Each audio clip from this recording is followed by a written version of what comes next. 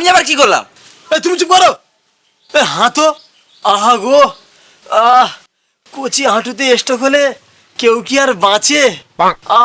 তা তপন ওইটুকু কচি ছাবাল মরি গেছে, ওকে তো পুড়াইতে পারবো নি।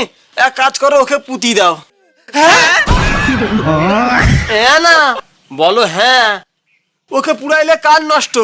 যা পাঁঠা ছাবাল হচ্ছে তোমার। বাবা আবার আমাকে পাঠা বলছে।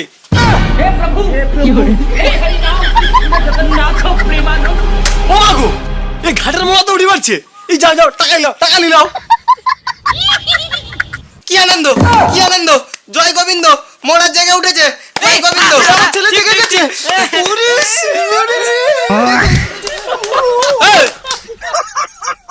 তোমরা তিনজন রাস্তায় ছিলে না, আর তুমি তাহলে রাহুল?